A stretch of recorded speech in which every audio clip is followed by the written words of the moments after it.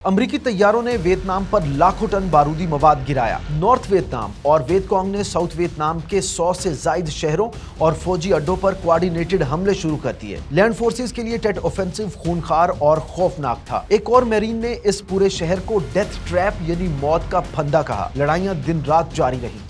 नींद से महरूम फौजियों को हर तरफ छुपी मौत से डराया गया। सैगोन और हुई जैसे शहरों से आने वाली शदीद लड़ाई की तस्वीर, जख्मी फौजियों, खौफजदा शहरियों और खंडरात में बदल चुके शहरों की तस्वीर ने न्यूज़पेपर्स और टीवी स्क्रीनों पर तहलका मचा कर रख दिया। पिछले एपिसोड में हमने वियतनाम वार की खौफनाक हकीकत को देखा, जहां ई ड्रैंग जैसी जंगों ने नॉर्थ वियतनाम की जबरदस्त मज़ाहमत और अमरीकी फौजियों को दरपेश सख्त चैलेंजेस को बेनकाब किया। जैसे जैसे जंग आगे बढ़ती गई, ये वाज़ेह होता गया कि ये तसादुम ना तो जल्द खत्म होगा और ना ही आसानी से जीता जा सकेगा, और नॉर्थ का अज़्म मजीद शिद्दत इख्तियार करता गया।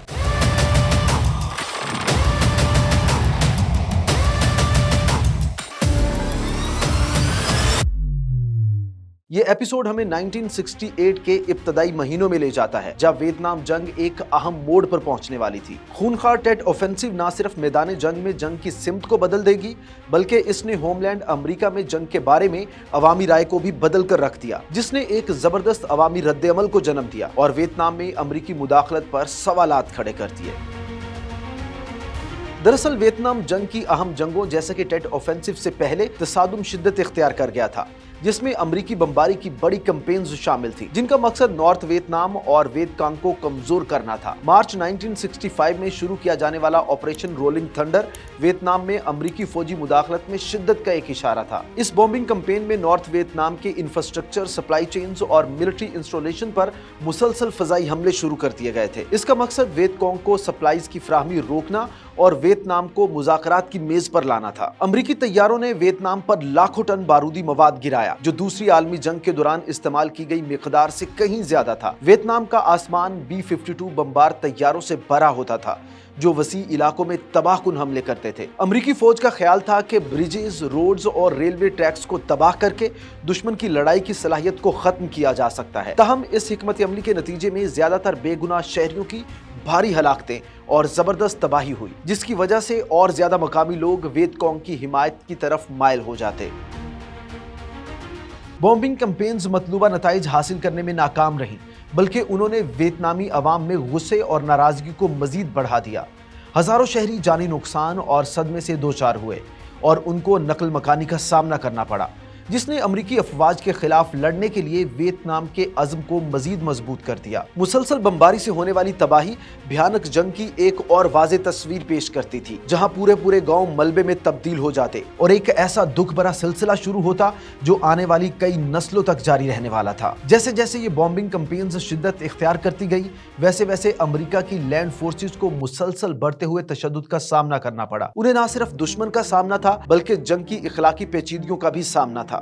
वियतनाम जंग के आगे बढ़ने के साथ साथ अमरीकी फौजियों में मायूसी और उलझन भी बढ़ती गई और अमरीका की लैंड फोर्सेस 1968 के शुरू में रोनुमा होने वाले भयानक वाक़े के लिए बिल्कुल तैयार नहीं थी, जिसे तारीख में टेट ऑफेंसिव कहा जाता है। ये वियतकांग और कम्युनिस्ट फोर्सेस का एक बड़ा खूनखार हमला था, जो वियतनाम के नेशनल हॉलीडे टेट के दौरान साउथ वियतनाम के शहरी इलाकों पर किया गया था। ये एक ऐसा वक्त था जब ज्यादातर फौजियों और शहरियों को आर्जी जंगबंदी की उम्मीद थी, जब सब लोग टेट का जश्न मनाने के लिए इकट्ठे हुए थे।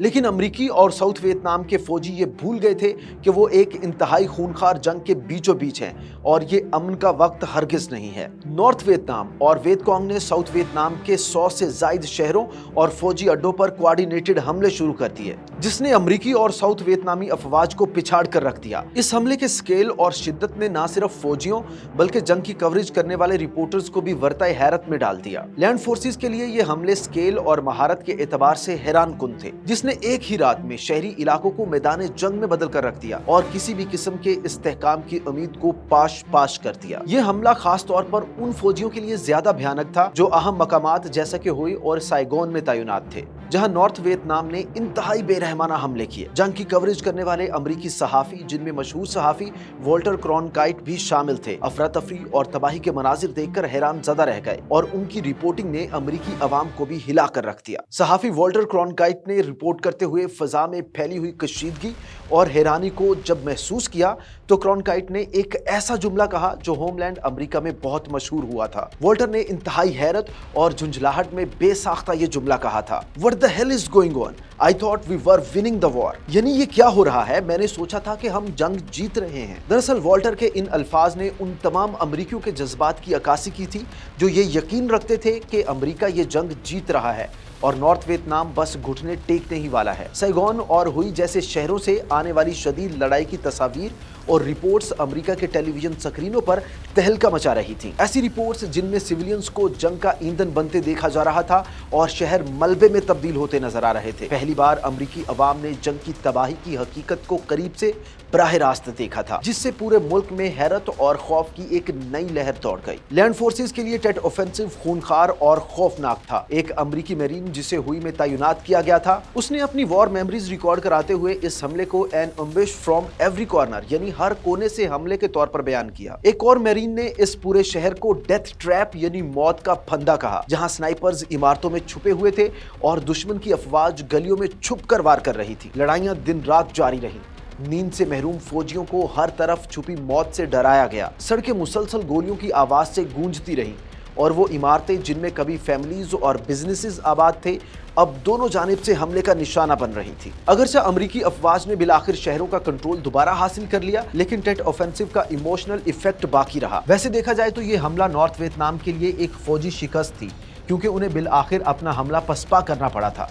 लेकिन ये अमेरिका और उसके इत्तेहादियों के लिए एक बड़ा नफ्सियाती धचका भी था, जिसने इस परसेप्शन को चैलेंज किया कि अमेरिका जंग जीतने के करीब है और इस हमले के पीछे नॉर्थ वियतनाम का असल मकसद भी शायद यही था। टेट ऑफेंसिव ने न सिर्फ साउथ वियतनाम के बड़े शहरों में शदीद लड़ाई को जन्म दिया, बल्कि अमेरिकी मीडिया पर जंग की कवरेज का रुख ही तब्दील करके रख दिया। वियतनाम में मौजूद सहाफियों और फोटोग्राफर्स ने ऐसे मनाजिर देखे जो उन्हें और अमेरिकी अवाम को भी हिलाकर रख देने वाले थे। जख्मी फौजियों, खौफजदा शहरियों और खंडरात में बदल चुके शहरों की तस्वीर ने न्यूज़पेपर्स और टीवी स्क्रीनों पर तहलका मचा कर रख दिया, जिसने अमेरिकियों के लिए जंग की एक अलग ही तस्वीर पेश की थी। पहली बार अमेरिका के लोग इस जंग की असल कीमत का अंदाजा लगा पा रहे थे, जिसने मुल्क भर में परेशानी और गम का एक नया एहसास पैदा कर दिया था। वॉल्टर क्रॉनकाइट इस नई सूरत-ए-हाल की रिपोर्टिंग करने वालों में सबसे ज्यादा बाअसर आवाज थी। टेट ऑफेंसिव की शदीद लड़ाइयों को देखने के बाद क्रॉनकाइट अमेरिका वापस पहुंचा और टेलीविजन पर एक ऑनेस्ट और बराह रास्त रिपोर्ट पेश की। उसने जंग की पेशरफ्त पर सवाल उठाया और मशहूर जमाना जुमला कहा कि अब ये पहले से ज्यादा यकीनी लगता है कि वियतनाम का खूनरेज तजुर्बा एक तातुल पर खत्म होगा, यानी दूसरे अल्फाज में अमेरिका ये जंग नहीं जीत सकता। इन अल्फाज ने व्यूवर्स पर बहुत गहरा असर डाला, क्योंकि वो अमेरिकी मीडिया में सबसे ज्यादा काबिल एहतराम आवाजों में से एक था। बहुत से लोगों ने सोचना शुरू कर दिया कि आया ये जंग वाकई जीती जा सकती है या फिर जिसके लिए अमेरिकी नौजवान अपनी जानें गंवा रहे हैं ये महज बेसूद सौदा है। मीडिया कवरेज के असरात इंतहाई गहरे थे।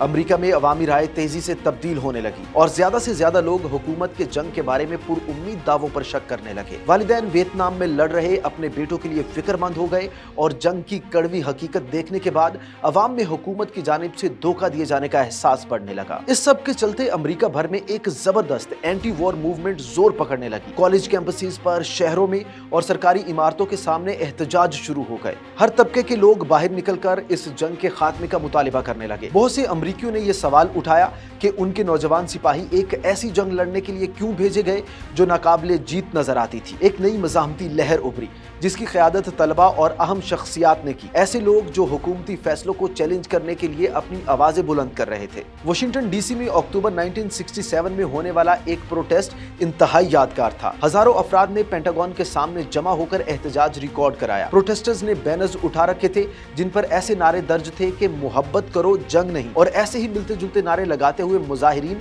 मार्च भी कर रहे थे। कुछ लोग तो पेंटागन के सामने बिल्कुल लेट गए, जिसे पुरअमन मुजाहमत की ताकतवर अलामत के तौर पर पेश किया गया। यह एहतजाज अपने वक्त के सबसे बड़े एहतजाजों में से एक था, जो एंटी वार जज्बात को जाहिर करता था और अमेरिकी कौम के अमन के लिए बढ़ते हुए मुतालबे की अलामत बन गया। Doctor Martin Luther king junior और जेन फोंडा जैसी शख्सियात एंटी वॉर मूवमेंट से नुमाया आवाज बन गई। डॉक्टर किंग, जो अपने शहरी हकूक के काम के लिए मशहूर थे, जंग के खिलाफ बोले और मशहूर जमाना जुमला कहा कि वियतनाम में फटने वाले बम हमारे घरों में भी गूंजते हैं और एक मुहज्जब अमेरिका की उम्मीदों और इम्कानात को तबाह कर देते हैं। उनके अल्फाज ने गहरा असर छोड़ा, जिसने जंग के समाजी असरात को उजागर किया। टेट ऑफेंसिव के असरात ने वियतनाम वार की हकीकत को मुकम्मल तौर पर तब्दील करके रख दिया और अमरीकी सियासत पर भी गहरे असरात डाले। सदर लिंडन बी जॉनसन, जो कभी जंग जीतने के लिए पुरअज़्म थे, शदीद दबाव और तनकीद का सामना कर रहे थे। टेट ऑफेंसिव की शिद्दत और बेरहमी ने अमरीकी अवाम को दिखाया कि जंग अभी खत्म होने से बहुत दूर है, बावजूद इसके कि पहले उन्हें जीत के सुनहरे ख्वाब दिखाए गए थे। एहतजाज और अमन के मुतालिबात बढ़ते गए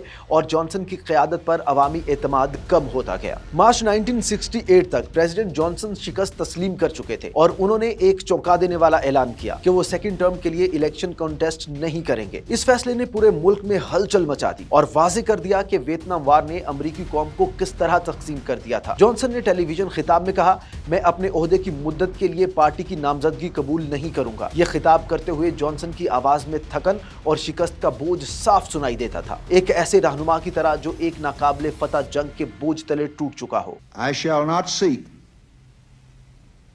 and I will not accept the nomination of my party for another term as your president. Johnson के इलेक्शन से बाहर होने से वियतनाम वार आने वाले इंतखाबात का मरकजी मौजू बन गई और इस पर शदीद बहस होने लगी कि जंग को किस तरह खत्म किया जाए। सदारती उम्मीदवार अपनी अपनी वॉर स्ट्रेटजी पर बहस कर रहे थे और अमेरिका में इस बात पर तकसीम बढ़ती गई कि आया लड़ाई जारी रखी जाए या अमन की राह तलाश की जाए। वहीं दूसरी जानिब मैदान जंग में मौजूद अमरीकी सिपाही भी बगैर किसी क्लियर विक्ट्री के अब इस जंग का बोझ महसूस करने लगे थे। उनका वियतनाम में हर दिन घने जंगलात में टेंस पेट्रोलिंग और नजर न आने वाले दुश्मनों के खूनखार हमलों के खौफ से भरा हुआ था। बहुत से सिपाहियों के लिए अपने मिशन का मकसद समझ पाना मुश्किल होता जा रहा था। दुश्मन का पता लगाना मुश्किल था, जंगें गैर मुतवक्के थीं और जंगलात बेरहम थे। सिपाही जिंदगी और मौत के थका देने वाले चक्कर से गुजर रहे थे, जिससे बहुत से सिपाहियों के जहन में ये सवाल पैदा होता कि वो जिस मकसद के लिए लड़ रहे हैं, क्या वो वाकई इतना अहम भी है। घर से आने वाले लेटर्स उनकी मायूसी में मजीद इजाफा कर देते। सिपाही एंटी वॉर प्रोटेस्ट के बारे में पढ़ते, एक तकसीम शुदा अवाम के बारे में सुनते और खानदान और दोस्तों की ऐसी कहानियां जो मैदान जंग से अपने प्यारों की मैयतों को वसूल कर रहे थे। ये सब देखकर उनका हौसला मजीद गिर जाता, क्योंकि उन्हें महसूस होता कि वो जिस अवाम की हिफाजत की खातिर लड़ रहे हैं वो उनकी हिमायत से महरूम हो चुके हैं। एक सिपाही ने अपनी याददाश्त रिकॉर्ड करवाते हुए बताया कि ये दो जंगें लड़ने जैसा था, एक वियतनाम में और एक अपने जहन में, ये सोचते हुए कि हम यहाँ जो कुछ कर रहे हैं उसका आखिर कोई मतलब भी है या नहीं। 1960 की दिहाई के आखिर तक ये वाज़ेह हो चुका था कि जंग अमरीकी कौम के हर फर्द पर असर डाल रही थी। मायूसी बढ़ रही थी और बहुत से सिपाही इस जंग के खात्मे की उम्मीद कर रहे थे। मैदान जंग में फौजियों के बतदरीज पस्त होते हुए हौसले ने आखिरकार अमरीका की वियतनाम से वापसी की बुनियाद रख दी, जो आहिस्ता आहिस्ता जंग के खात्मे की अलामत बन गई।